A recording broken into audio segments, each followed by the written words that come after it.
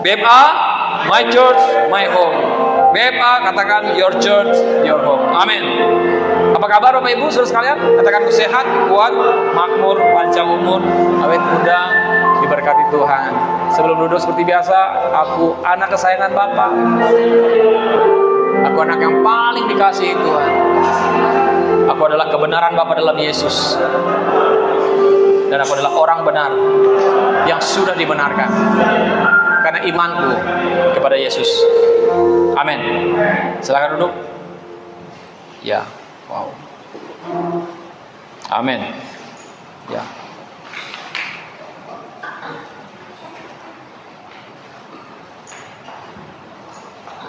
Oke, baik Bapak Ibu, saudara sekalian, setengah jam lebih kurang kita menyembah Tuhan lebih ya. Sudah tahu bahwa itulah bagian yang terbaik yang kita bisa lakukan dalam menyembah. Amin. Yang terbaik itu bukan persembahan saudara, tapi yang terbaik itu adalah penyembahan saudara. Ya. Tuhan tidak mencari persembahan, tetapi Dia mencari penyembah. Ya. Sudah tahu kenapa Tuhan Yesus berbicara tentang dalam Yohanes pasal 4 tentang dalam Alkitab itu Tuhan Yesus berbicara secara spesifik tentang penyembahan itu di dalam Yohanes pasal 4. Ya, ketika Dia berbicara dengan perempuan apa Ibu? Perempuan Samaria, perempuan pelacur. Ya, dikatakan kamu tidak lagi coba kita buka Yohanes pasal 4.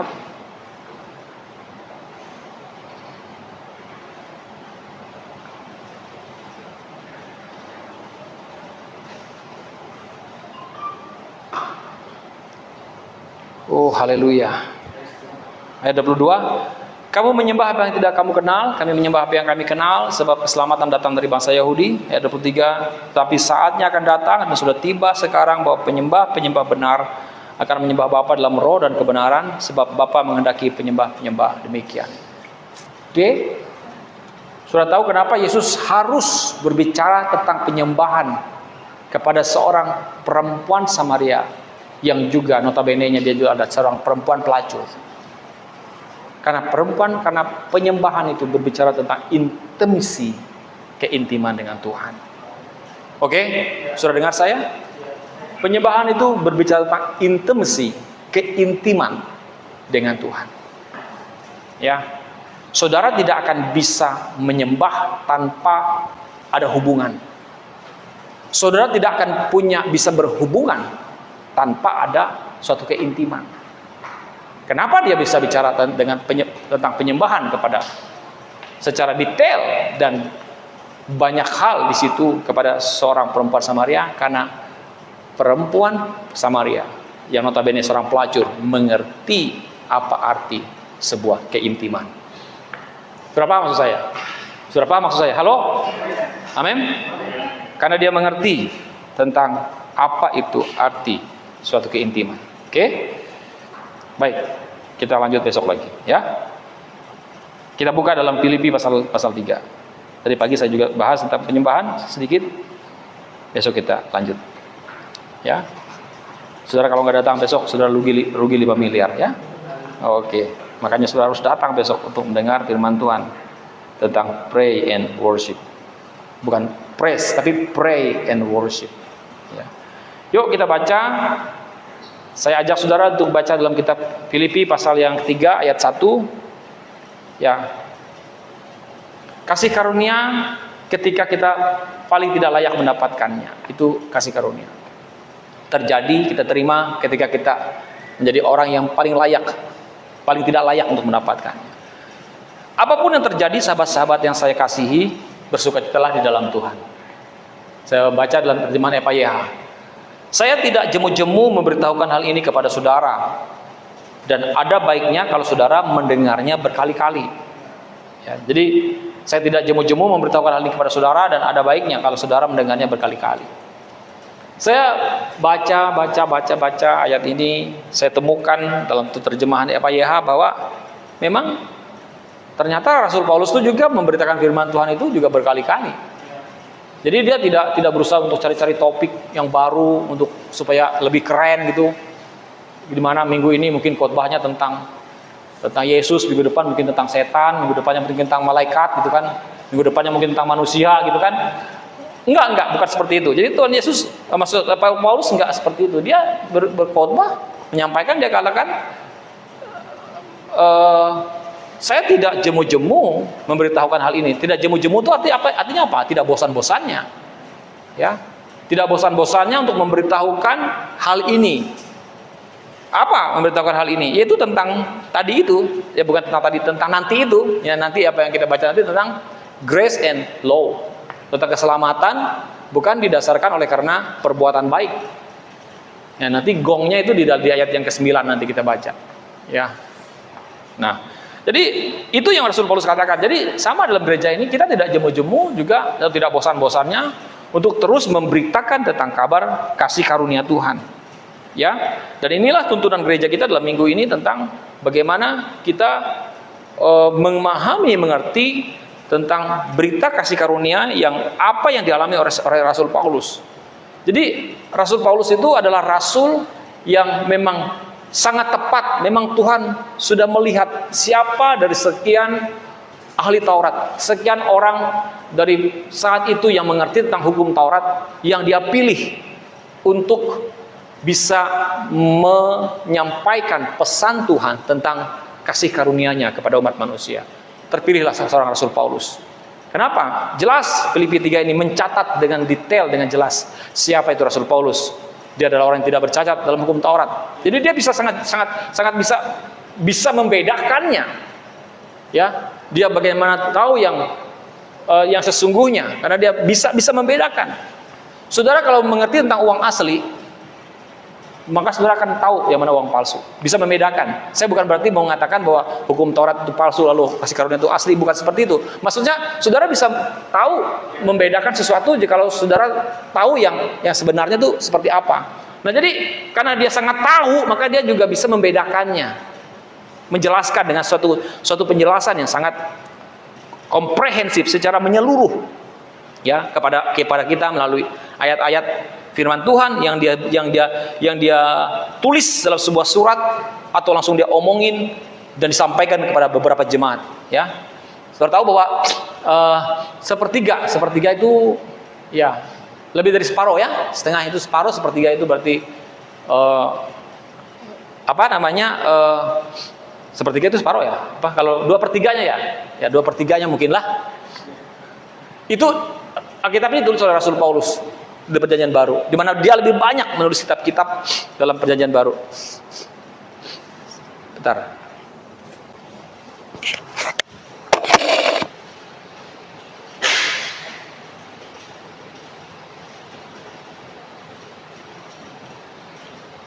Nah, Bapak Ibu Saudara sekalian, kita bisa lihat bahwa dikatakan ada baiknya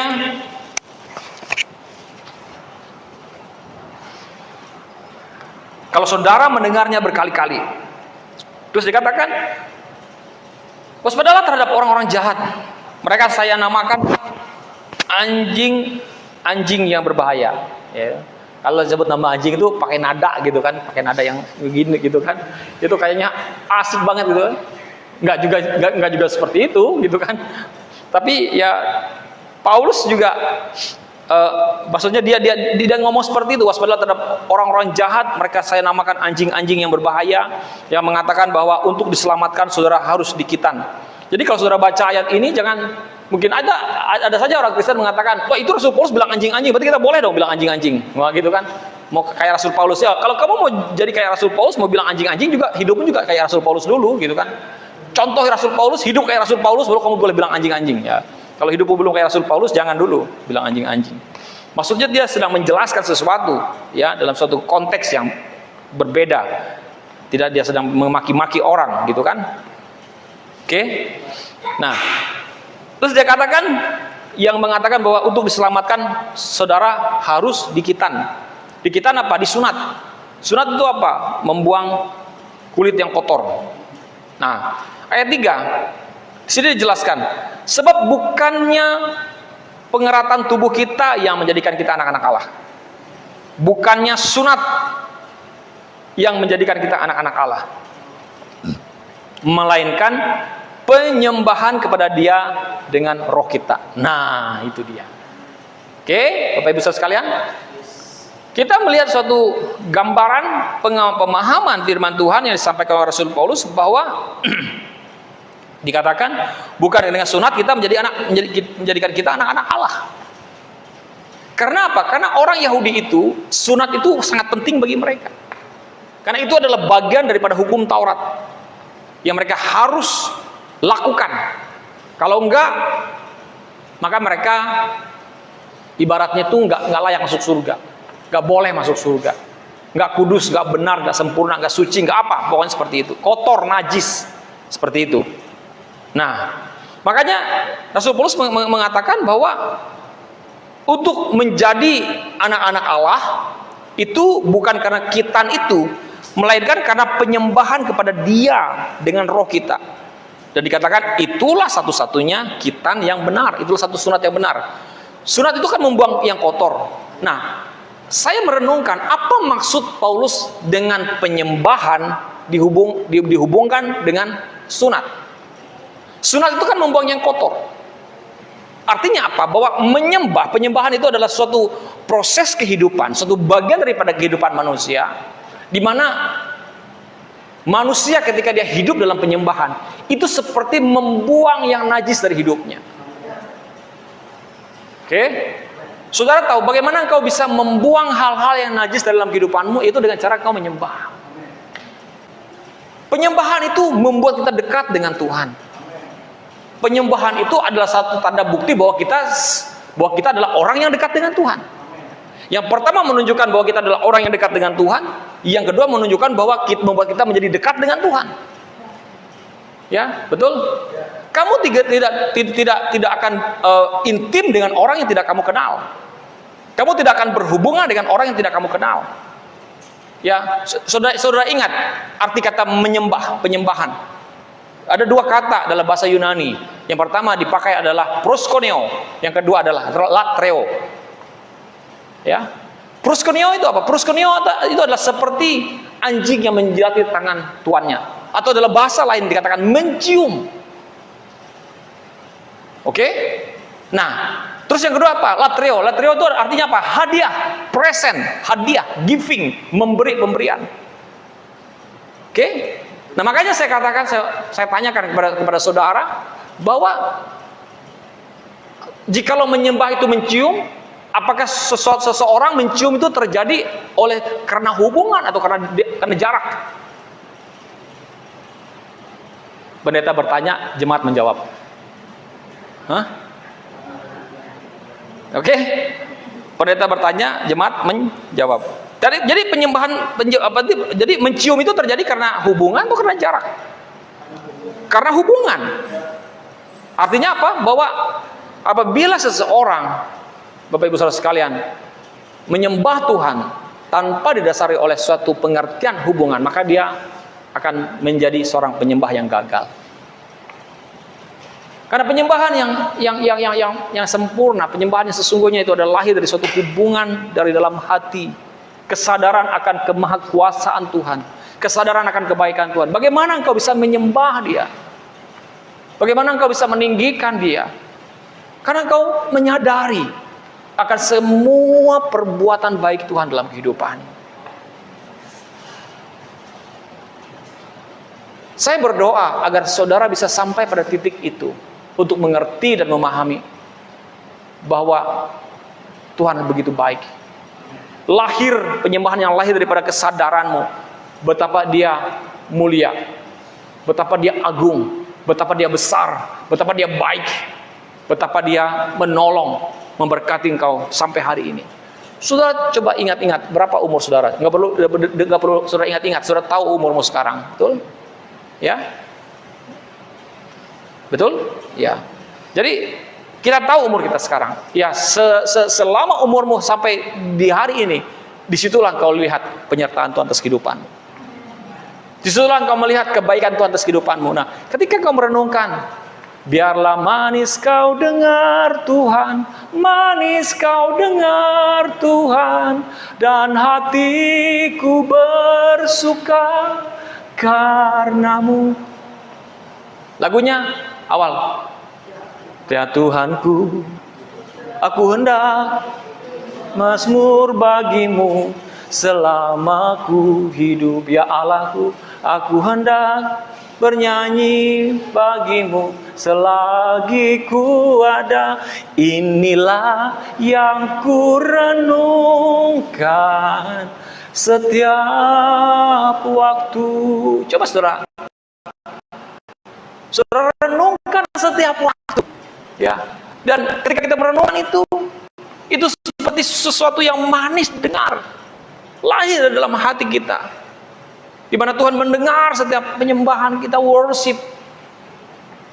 Menyembah itu tidak hanya berbicara tentang menyanyi. Tadi pagi saya cerita tentang orang gila yang menyanyi. Orang gila pun menyanyi. Betul. Orang gila pun menyanyi. Jadi kalau menyembah itu bicara tentang menyanyi, orang gila pun menyanyi. Tapi jadi penyembahan tidak hanya berbicara tentang menyanyi, tapi berbicara tentang sikap hati. Berbicara tentang sikap hati saudara. Kelihatan aja sikap hati kita daripada ekspresi kita. Nah, makanya saya mau ngajak saudara untuk come on. Raih, gapai semuanya itu. Sampai pada titik kau mengerti, Tuhan, ini aku, I want to worship you. Aku mau menyembah Engkau. Maksud saya begini, jangan sampai tunggu engkau mengalami hidup yang begitu hancur dan ambruk, baru kau cari Tuhan, baru kau sadar, oh Tuhan, aku butuh Engkau. Gak perlu. Gak perlu itu. Biar orang yang di luar sana saja seperti itu. Kita jangan di sini. Kita adalah orang-orang yang bisa dikasih tahu. Ya, bisa cari Tuhan. Oke? Ya, ini hanya sebagian lagi, besok lagi, oke? Makanya 5 miliar kalau nggak datang besok nggak rugi. Ini hanya sebagian saja tentang penyembahan. Haleluya. This is ini rema, betul, luar biasa. Amin. Ya. Jadi kita orang Kristen, dikatakan di situ ya, ayat 3, sebab bukannya pengeratan tubuh kita yang menjadikan kita anak-anak Allah, melainkan penyembahan kepada Dia dengan roh kita. Itulah satu-satunya khitan yang benar. Ibu WL bingung, ini maksudnya apa besok? Besok nanti tunggu pengumuman ya. WL. Oke, benar. Ibu Mama tadi juga bingung, apa ini? Oh, nanti tunggu pengumuman ya, tunggu pengumuman terakhir. Ini apa besok ini ya, gitu ya. Oke. Baik. Kita orang Kristen dikatakan bersukacita karena hal-hal yang dilakukan oleh Kristus Yesus untuk kita, dan kita sadar bahwa kita tidak mampu menyelamatkan diri sendiri. Sekarang pertanyaannya, ya, saudara sadar nggak bahwa kita ini nggak bisa, bahwa engkau tidak bisa menyelamatkan dirimu sendiri? Sadar dulu, ya, sadar. Oke, sadari bahwa saudara dan saya tidak bisa, tidak mampu menyelamatkan diri kita sendiri. Makanya kita butuh penolong. Siapa dia? Yesus. Saya sudah berulang-ulang mengatakan bahwa Allah yang kudus, Allah yang suci, Allah yang mulia membuat hukum Taurat. Artinya hukum yang Dia buat juga kudus, suci dan mulia. Tapi yang disuruh untuk melakukannya itu adalah manusia yang berdosa. Sampai ayam tumbuh gigi, istilah biasanya kata gembala kita, ya, kata gembala senior kita, nggak akan bisa manusia yang berdosa melakukan hukum itu dengan sempurna. Karena harus sempurna. Kalau nggak sempurna nggak bisa. Ya, harus sempurna. Nah, makanya oleh sebab itu kita butuh penolong, butuh juru selamat. Makanya disebut dengan namanya juru selamat, karena tujuannya adalah untuk selamat. Ya, bukan juru kemudi, tapi juru selamat. Ya, karena tujuannya adalah untuk selamat. Jikalau tujuannya adalah kemudi, makanya dia sebut dengan juru kemudi. Ya, makanya dia juru selamat. Betul? Paham, saudara? Ya. Jadi situ, saudara lihat. Nah. Ya, meskipun begitu seandainya ada orang yang mempunyai alasan untuk berharap, ya ayat yang keempat, meskipun begitu seandainya ada orang yang mempunyai alasan untuk berharap dapat menyelamatkan dirinya sendiri, sayalah orangnya. Dikatakan, seandainya orang lain dapat selamat dengan kemampuan sendiri, pastilah saya juga dapat. Ya gitu kan? Meskipun begitu katanya seandainya ada orang yang mempunyai alasan untuk berharap dapat menyelamatkan diri sendiri, sayalah orangnya. Jadi jikalau ada orang yang menganggap bahwa orang itu bisa menyelamatkan diri sendiri dengan perbuatannya, maka dikatakan oleh Rasul Paulus, aku ini orangnya. Ya, aku ini orangnya. Kenapa dia bisa ngomong seperti itu? Ya, dia bilang begini, seandainya orang lain dapat selamat dengan kemampuan sendiri, pastilah saya juga dapat. Apa penyebabnya dia bisa berani ngomong seperti itu? Sebab dikatakan ayat 5, saya dikitan. Apa dikitan? Disunat pada waktu saya berumur 8 hari. Oh, 8 hari. Siapa yang di sini yang disunat umur 8 hari? Nggak ada. Betul? Kenapa 8 hari? Karena Alkitab mencatat bahwa orang Israel harus disunat umur 8 hari. Harus. Dan dikatakan aku. Kemudian berdarah Yahudi. Dari suku Benyamin. Jadi saya boleh dikatakan orang Yahudi tulen. Tulen. Ya. Kita sini tulen, ya kan? Rata-rata tulen kan? Nah, Ipur aja yang nggak tulen. Dia campuran. Ya kan? Sari masih tulen. Nah. Ya, Diki tulen juga. Ipur campuran. Maksudnya campurannya gini, papa saya Jawa, mama saya Dayak. Nah, gitu kan. Kan dia bapakku Jawa, mamaku Dayak katanya. Di depan banyak orang gitu kan. Di Bandung, itu yang paling diingat Pak Agung, ya kan. Paling diingat Pak Agung itu, bapakku Jawa, mamaku Dayak. Nah, nggak tulen dia, campuran dia kan. Ya, kawin campur. Oke, seperti itu. Nah, orang Samaria lah dia orang Samaria. Ya. Samaria itu kan hasil kawin campur. Ya. Kita orang-orang Yahudi semua. Oke.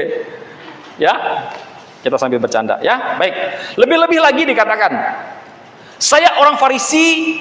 Tuh, dikatakan lebih-lebih lagi saya orang Farisi yang sangat taat kepada setiap hukum dan adat istiadat Yahudi. Dia katakan, saya orang Farisi sangat taat pada setiap hukum. Oh, kalau sudah dikatakan sangat taat, yuk gimana lagi? Artinya apa? Nggak ada lagi hukum yang nggak dia lakukan. Kalau ada hukum Taurat mengatakan jungkir balik 10-100 kali, dia lakukan 100 kali. Gitu. Hukum Taurat, jungkir baliklah 100 kali supaya engkau selamat. Gitu dilakukan oleh Paulus. Misalnya seperti itu. Maka dia katakan, saya orang Farisi yang sangat taat kepada setiap hukum. Dan tidak hanya itu, dan adat istiadat Yahudi. Betul-betul luar biasa. Dan tentang ketulusan dikatakan, ya, saya demikian tulusnya sehingga saya menganiaya sidang jemaat.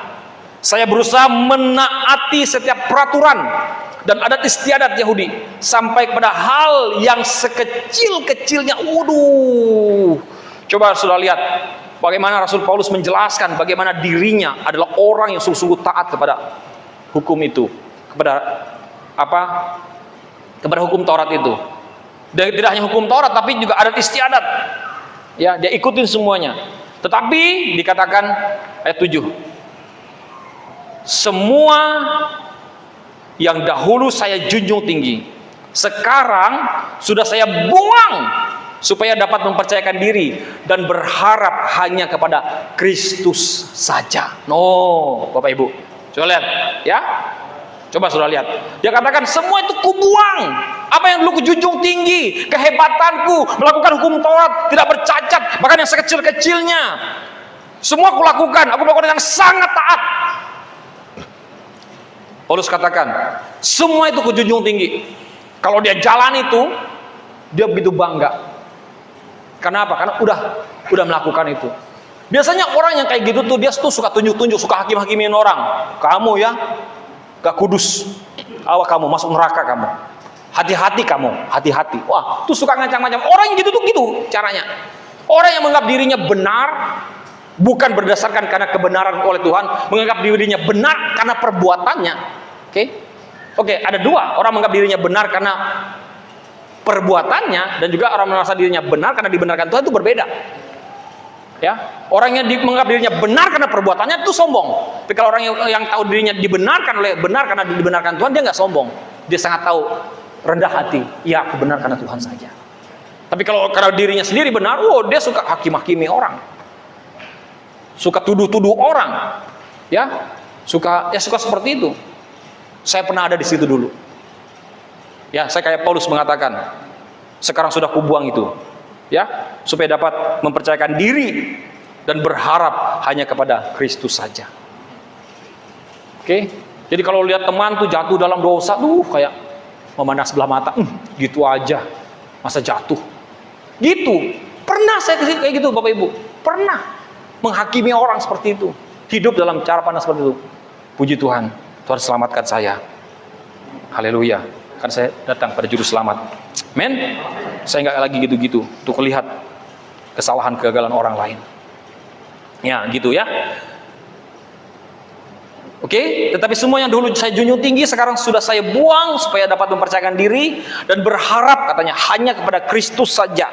Ya, ayat 8. Segala sesuatu yang lain dia katakan tidak berharga. Bila dibandingkan dengan besarnya keuntungan yang saya peroleh dari pengenalan akan Kristus Yesus Tuhan saya. Jadi semua yang dia pelajari tentang hukum Taurat itu, Bapak Ibu, dia mengatakan semuanya itu tidak ada harganya, tidak berharga, dia bilang, bila dibandingkan dengan besarnya keuntungan, benefit, faedah yang dia dapatkan dari pengenalan akan Kristus Yesus. Sebetulnya hal ini tuh yang menjadi trigger bagi hidup kita untuk kita memahami, ya, bisa jadi seperti pendorong bagi hidup kita untuk kita mengerti, memahami, Bapak Ibu Saudara sekalian, bahwa pengenalan akan Kristus Yesus Tuhan kita itu adalah sesuatu yang sangat lebih mulia dari segalanya, lebih besar daripada segalanya. Semakin kau mengenal Tuhan, semakin hidupmu diubahkan. Makanya saya katakan, jikalau kekristenanmu tanpa mengalami pengalaman jumpa dengan Tuhan, yang kedua, jikalau kekristenanmu tanpa mengalami pengalaman diubahkan oleh karena Tuhan, maka engkau sedang menjadi orang Kristen yang gagal. Halo? Karena kekristenan yang sesungguhnya itu adalah kekristenan yang mengalami perjumpaan dengan Tuhan. Kekristenan yang sesungguhnya itu adalah sebuah kekristenan, suatu kekristenan yang mengalami hidup diubahkan. That's it, itu dia yang sesungguhnya. Ya, kehidupan yang diubahkan, kehidupan yang mengalami suatu pengalaman berjumpa dengan Tuhan. Orang yang berjumpa dengan Tuhan pasti diubahkan. Saudara lihat perempuan Samaria berjumpa dengan Tuhan, hidupnya diubahkan. Saudara lihat Zakheus bertemu dengan Tuhan Yesus, hidupnya diubahkan. Saudara lihat Lazarus, Maria, Marta berjumpa dengan Yesus, hidupnya diubahkan. Saudara lihat 12 murid berjumpa dengan Yesus, hidup mereka semua diubahkan. Gak ada yang tidak diubahkan kalau tidak bertemu. Kalau mereka bertemu dengan Yesus, gak ada yang tidak diubahkan. Amin. Dan saya tahu, saya mengalami hidup saya diubahkan. Dan saya juga hari ini juga ada hidup saya yang belum diubahkan. Tapi saya optimis bahwa hidup saya semakin diubahkan. Kasih saya, cinta saya, iman saya, percaya saya semakin diubahkan. Amin. Nah, itu dia. Dikatakan, saya mengesampingkan segala sesuatu lain dan menganggapnya sampah. Sampah supaya saya dapat memiliki Kristus serta menjadi satu dengan Dia. Ayat 9. Bapak Ibu Saudara sekalian, di tempat ini, di ruangan ini, orang yang paling mengerti tentang sampah itu adalah Diki. Setuju atau tidak? Setuju. Ya. Setiap hari dia hidup bergelut dengan itu. Maksud saya, dia mengerti tentang itu. Dia sangat tahu betapa jijiknya itu. Betapa kotornya itu, betul nggak Diki? Betapa baunya itu, betul nggak?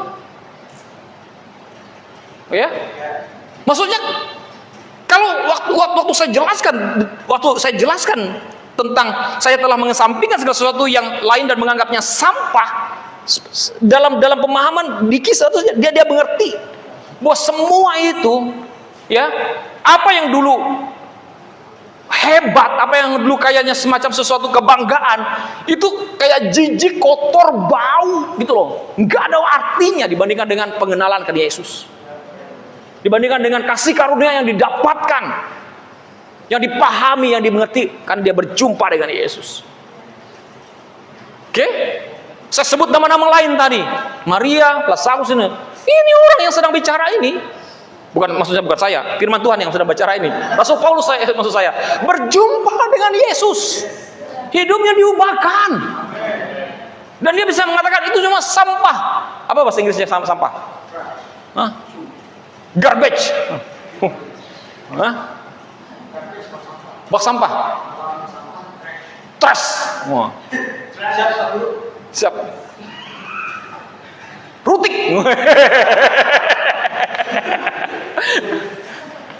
Betul ya? Jadi maksudnya ya saya juga paham itu, saya juga orang lingkungan hidup, saya juga mengerti tentang sampah. Ya. Dia katakan sampah, artinya sampah itu dibuang, nggak diperlukan lagi. Tapi memang ada sampah yang diolah, yang diambil lagi, itu bicara konteks lain. Betul? Dan dikatakan supaya saya dapat memiliki Kristus. Jadi dia buat semua itu sampah. Jadi saudara, saya ajak saudara untuk sampai pada titik di mana saudara melihat semua kehebatanmu, semua pencapaian yang kau lakukan, semua kebaikan, apa yang semua kita lakukan sama itu, semuanya itu nggak ada artinya kalau nggak ada Yesus. Kalau bukan karena Yesus yang buat seperti itu. Makanya dia katakan, semua itu kusampingkan. Saya telah mengesampingkan segala sesuatu yang lain dan menganggapnya sampah, supaya saya dapat memiliki Kristus serta menjadi satu dengan Dia. Itu dia. Oke, supaya saya dapat memiliki Kristus serta menjadi satu dengan Dia. Jadi saya bisa memahami, merenungkan, oh, kalau mau menjadi satu dengan Yesus, supaya saya bisa dapat memiliki Kristus serta menjadi satu dengan Dia, maka harus ada satu keputusan dalam hidup saya untuk menganggap segala sesuatunya itu kayak semacam bukan sebagai yang utama lagi, seperti sampah, nggak perlu, nggak berguna dalam tanda petik ya, seperti itu. Bukan berarti tidak berguna masa lalu atau pekerjaan apa kita, bukan berarti nggak berguna, tetapi di situ kita bisa memahami, ya, begitu luar biasanya, ya.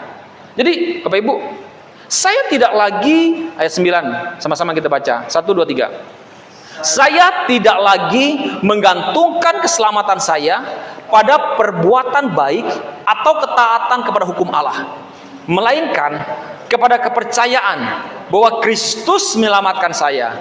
Sebab Allah membenarkan kita di hadapan hadiratnya atas dasar iman kita, yaitu berharap bahwa hanya kepada Kristus saja. Amin. Jadi saudara bisa perhatikan itu, bisa lihat itu. Bagaimana dikatakan saya tidak lagi menggantungkan keselamatan saya pada perbuatan baik atau kepada ketaatan kepada hukum Allah, melainkan kepada kepercayaan bahwa Kristus menyelamatkan saya. Jadi, saudara tahu arti Injil? Apa arti Injil? Injil apa artinya? Kabar baik. Oke, kabar baik. Saking baiknya, orang nggak percaya. Bagaimana diselamatkan? Percaya Yesus. Hah? Hanya percaya selamat? Saking baiknya. Nggak perlu bikin apa-apa, cuma percaya. Nggak perlu berbuat baik. Oh, bukan juga seperti itu, ya kan? Saking baiknya. Kita bisa bicara sama orang. Coba saja kalau sudah bicara sama orang tentang kasih karunia, mereka sangat setuju, sepakat, luar biasa, menggebu-gebu. Tetapi ada tetapinya. Ya, saya percaya kasih karunia Tuhan. Saya juga yakin karena kasih karunia Tuhan. Tetapi, kata tetapi ini nih yang bikin kita, ya, tidak bisa menikmati kasih karunia secara utuh, secara sempurna. Oke. Kalau saudara tidak bisa menikmati kasih karunia secara sempurna, ya, maka saudara sebetulnya sedang mengalami suatu kegagalan, ya, kegagalan di dalam memahami tentang keselamatan yang Tuhan Yesus Kristus berikan dalam kehidupan saudara. Begini, saya mau mengatakan bahwa bagaimana menikmati kasih karunia yang sempurna, kasih karunia Tuhan bisa menikmati. Ketika saya diselamatkan oleh Yesus, saya ditebus, Yesus Kristus mati bagi saya diselamatkan, saya merasakan kasih karunia-Nya, kebaikan bagi saya. Dan ketika saya mengalami itu yang menjadi dasar bagi saya untuk bisa bertindak, berbuat sesuatu didasarkan oleh karena saya sudah mengalami itu. Saya sudah berulang-ulang kali mengatakan kepada kita di tempat ini bahwa Bapak Ibu Saudara sekalian, bahwa kita melakukan segala sesuatu itu bukan karena apa? Bukan karena kita berusaha untuk mendapatkan keselamatan, untuk bisa mendapatkan berkat, tetapi karena kita sudah meresponi akan kasih kebaikan Tuhan kepada diri kita. Nah, ketika kita meresponi kasih itu, maka itulah yang saya sebut dengan kita sedang menikmati kasih karunia Tuhan. Jadi tidak perlu ada embel-embel lain. Ya, maka dikatakan, ya, saya tidak lagi menggantungkan keselamatan saya pada perbuatan baik atau ketaatan pada hukum Allah, melainkan kepada kepercayaan bahwa Kristus menyelamatkan saya, menyelamatkan saudara, ya, sebab Allah membenarkan kita di hadapan hadiratnya. Allah membenarkan kita di hadapan hadiratnya atas dasar iman kita, yaitu berharap hanya kepada Kristus saja.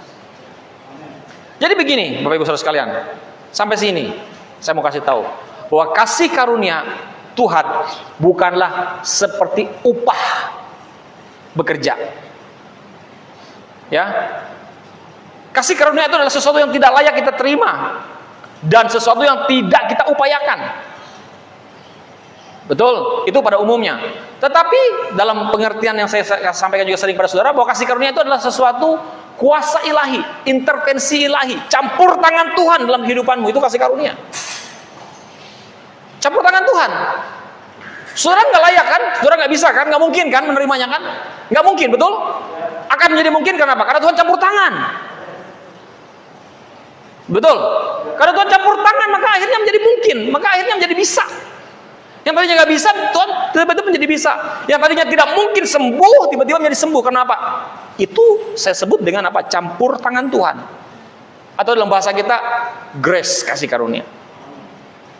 Nah, itu kasih karunia. Jadi saat Tuhan menjawab kita pada waktu kita yang paling tidak layak ini, ya, ketika Tuhan menjawab kita pada waktu kita yang paling tidak layak, itulah kasih karunia. Ketika Tuhan menjawab kita, ketika waktunya, ketika sebetulnya kita tidak layak menerima, ya, itulah yang disebut dengan kasih karunia. Itulah yang disebut dengan kemurahan Tuhan, ya, kemurahan, kasih karunia, paper atau grace, ya, kebaikan Tuhan, dan itu luar biasa. Dan itu terjadi bukan berdasarkan apa yang kita upayakan. Nah, pada titik terendah kita, Bapak Ibu, di saat tergelap kita, terang Tuhan itu menyinari kita dan kita menjadi penerima kasih karunia-Nya. Kapan seseorang menerima kasih karunia? Di saat mereka berada pada titik terendah. Oke? Nah, ketika orang menerima kasih karunia di saat titik terendah dalam kehidupannya, maka dia menerima keselamatan itu. Kemudian perjalanan berikutnya, jangan menunggu titik terendah lagi belum dapat kasih karunia. Tidak, kasih karunia itu akan bekerja terus menerus. Bukan menunggu titik terendah, tetapi awal mula kasih karunia itu terjadi ketika titik terendah itu terjadi. Nah, setelah kita mengalami titik terendah, kemudian kasih karunia bekerja, kita menerima keselamatan. Setelah itu apa yang terjadi, Bapak Ibu Saudara sekalian? Apa yang terjadi? Kita terus akan hidup dalam kasih karunia, grace by grace. Tidak hanya grace by grace, tapi amazing grace. Terus kita terima, terus menerus, secara continue. Betul? Nah, dan seorang yang menerima, seorang penerima, ya, tidak dapat melakukan apapun selain memberitakan atau menyebarkan kasih karunia itu untuk orang lain. Kalau kita terima, aku terima, aku dapat mau kasih tahu orang lain. Nah, seperti itu. Nah, sekarang mau pertanyaan saya mau ngajak saudara untuk memahami tentang titik terendah. Ya, titik terendah seperti ini. Ada orang yang dia punya gaji hanya 2 juta tiap bulan. Dia hidup, dia berdoa sama Tuhan, dia minta agar Tuhan memberkati dia pekerjaannya, dan dan akhirnya Tuhan memberkati dia. Tuhan berkati dia, semakin berkati, gajinya makin naik 5 juta. 10 juta, 50 juta, dan dia menghasilkan suatu hasil sampai 50 juta setiap bulan. Oke. Nah, tiba-tiba suatu saat, suatu masa, ternyata pekerjaannya itu mengalami suatu keambrukan. Brek. Ya. Ambruk. Total. Sampai akhirnya income-nya, penghasilannya yang tadinya 50 juta tiap bulan itu menjadi sisa 5 juta tiap bulan. Oke. Yang tadinya 50 tiap bulan, ini menjadi 5 juta tiap bulan, 10%-nya. Nah, dia mulai berangkat dari gaji 2 juta. Oke. Namun ketika dia ambruk, dia hanya income-nya 5 juta. Sekarang pertanyaannya, gaji yang berapakah yang merupakan titik terendah orang ini? Di saatnya gajinya 2 juta atau gajinya 5 juta? Hah? Yang 2 juta? Yang 5 juta? Hah? Oke. Ya. Yang menjawab 5 juta, yang menjawab 2 juta, yang tidak menjawab, yang nggak tahu.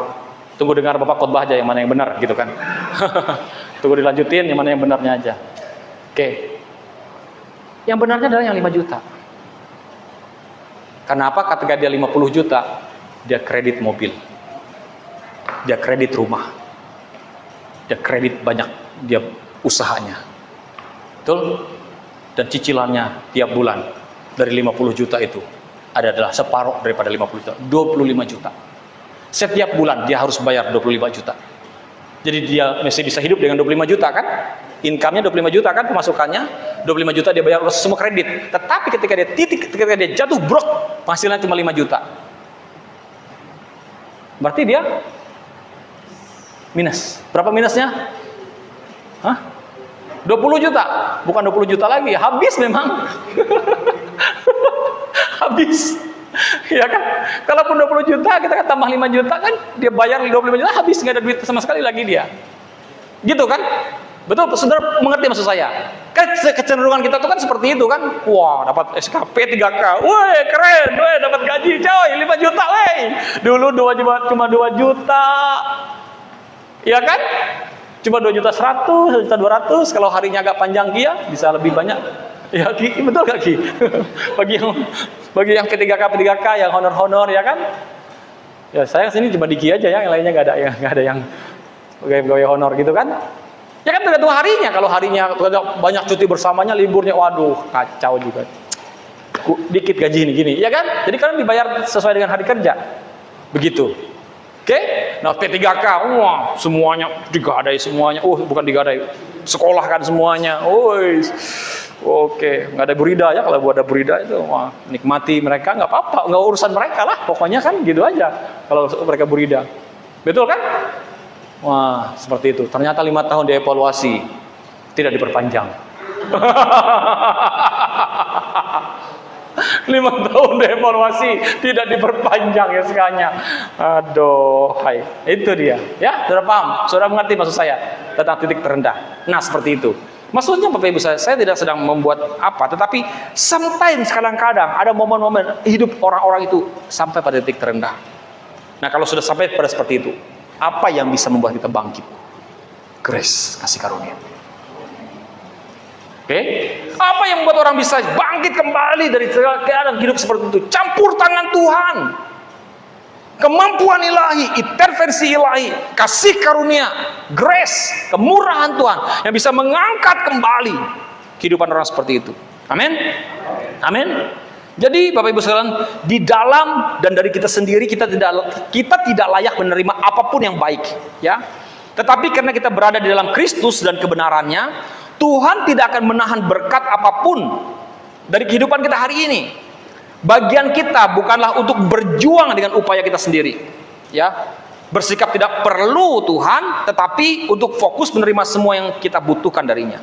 Ya, jadi bagian kita bukanlah untuk berjuang dengan upaya kita sendiri atau bersikap tidak perlu dengan Tuhan, tetapi bagian kita adalah untuk berfokus menerima semua yang kita butuhkan dari Tuhan. Amin. Kita percaya, saya percaya, semakin kita sadar akan kebenaran, ya, dengar baik-baik. Semakin kita menyadari akan kebenaran Tuhan, mendeklarasikan kebenaran Tuhan dalam kehidupanmu, semakin sering kita akan mengalami kasih karunia. Betul? Deklarasikan, saya adalah orang dibenarkan. Semakin, karena itu akan mendrive pikiran kita untuk setuju kepada kehendak Tuhan. Nah, ketika ada suara-suara dari dalam hati kita, dalam batin kita yang menuduh kita, atau bahasa lainnya mendiskualifikasi, ya, semacam menuduh kita, ya, dan berusaha untuk mengingatkan kita tentang semua kegagalan masa lalu kita. Dan itulah waktunya kita untuk berpaling kepada Yesus yang melayakkan kita dan mendengar suaranya. Dan itulah yang disebut dengan peperangan yang sesungguhnya. Kita berperang dari tempat di mana kita sudah memperoleh kemenangan. Tapi iblis berusaha untuk mendiskualifikasi, menuduh dan terus menuduh.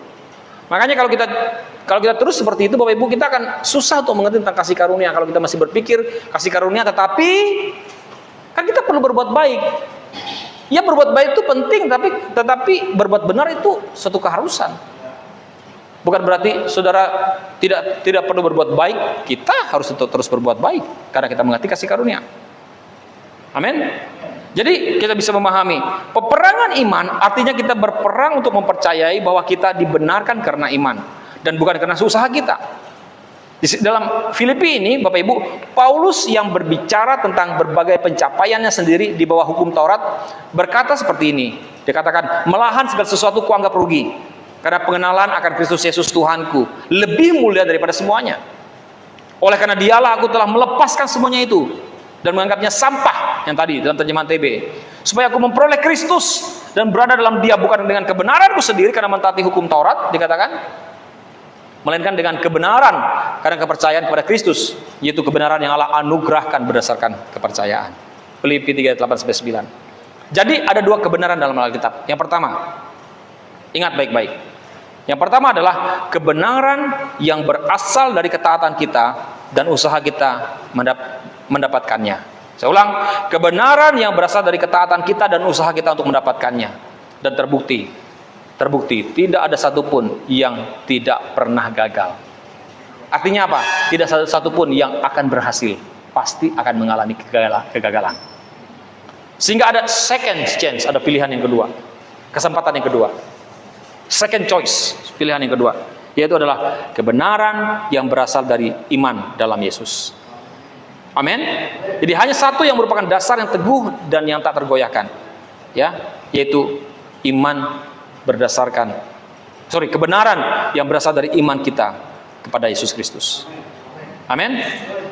Di mana hukum Taurat itu adalah sesuatu yang dibangun di atas kemampuan kita, sementara kasih karunia dibangun di atas batu karang, itu Yesus Kristus. Amin. Yang satunya, hukum Taurat itu hanya memberikan keyakinan sekali-kali untuk menerima kasih karunia, ya. Yang satunya bukan sekali-kali, maksudnya yang satunya berusaha untuk memberikan keyakinan kepada kita bahwa kita menerima semua itu hanya karena kemurahan dan kasih karunia Tuhan. Yang satunya itu bergantung pada apa yang harus kita lakukan. Jadi seperti itu. Amin. Jadi kita bisa melihat bahwa hanya kepada perbuatan Yesus sajalah kita bisa menerimanya.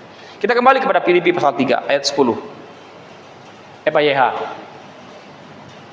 Dan sekarang saya telah melepaskan semua hal lain. Saya sadar bahwa itulah satu-satunya cara untuk mengenal Kristus dengan sungguh-sungguh, untuk mengalami kuasa yang menghidupkannya kembali, serta untuk mengerti apakah artinya menderita dan mati bersama dengan Dia. Ya, ayat 11. Oleh karena itu, apapun akibatnya, saya akan hidup di dalam kesegaran hidup baru yang dinikmati oleh mereka yang telah dibangkitkan dari antara orang mati. Wow. Ayat 12. Saya tidak bermaksud dikatakan bahwa saya sudah sempurna. Nah, di sini dikatakan ketika dia mengalami kasih karunia, mengerti kasih karunia, akhirnya Rasul Paulus mengatakan seperti ini, saya tidak bermaksud mengatakan bahwa saya sudah sempurna. Mana dia? Ayat 12. Kecepatan. Ya. Saya tidak bermaksud mengatakan bahwa saya sudah sempurna. Sampai sekarang masih banyak yang harus saya pelajari. Tetapi saya berusaha terus hingga akhirnya saya menjadi seperti yang diinginkan oleh Kristus yang telah menyelamatkan saya. Jadi, Bapak Ibu Saudara sekalian, Rasul Paulus mengerti karena gini. Kalau orang mengerti kasih karunia, dia akan menyadari bahwa hidupnya tidak akan bisa mencapai satu titik kalau bukan karena kasih karunia. Tapi kalau orang menjadi benar berdasarkan karena perbuatannya, makanya dia bangga, sombong. Seperti awalnya. Rasul Paulus itu bangga, sombong akan keberhasilan pencapaiannya dalam mentaati hukum Taurat. Tetapi ketika dia memahami kasih karunia, mengerti kasih karunia, makanya dia ngomong gini, bahwa dia katakan bahwa saya tidak bermaksud mengatakan bahwa saya sudah sempurna. Sampai sekarang masih banyak yang harus saya pelajari. Oke? Ayat 13. Saudara-saudara, saya belum lagi menjadi seperti yang diharapkan, tapi saya mencurahkan segala tenaga saya untuk satu perkara ini, yaitu dengan melupakan yang telah lalu dan mengharapkan yang akan datang. Ayat 14. Saya berusaha mencapai akhir perlombaan untuk menerima pahala, menerima upah, menerima hadiah, ya, yang telah disediakan Allah bagi kita di surga. Karena apa yang dilakukan Kristus bagi kita. Ayat 15. Saya harap semua orang Kristen dewasa sependapat dengan saya dalam hal-hal ini. Oke? Saudara orang dewasa, saudara sependapat, dan apabila ada beberapa hal yang tidak saudara setujui, saya percaya bahwa Allah akan menjelaskannya kepada saudara. Amin. Jika saudara berpegang teguh pada kebenaran yang telah saudara miliki. Amin. Ini yang buka ini nggak ngikutin saya baca kayaknya, ya. Oke. Ya bocilin ya. Oke, gitu, ya.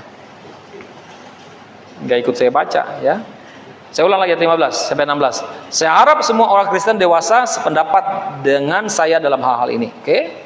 Dan apabila ada beberapa hal yang tidak saudara setujui, saya percaya bahwa Allah akan menjelaskannya kepada saudara. Jikalau saudara berpegang teguh pada kebenaran yang telah saudara miliki. Katakan amin.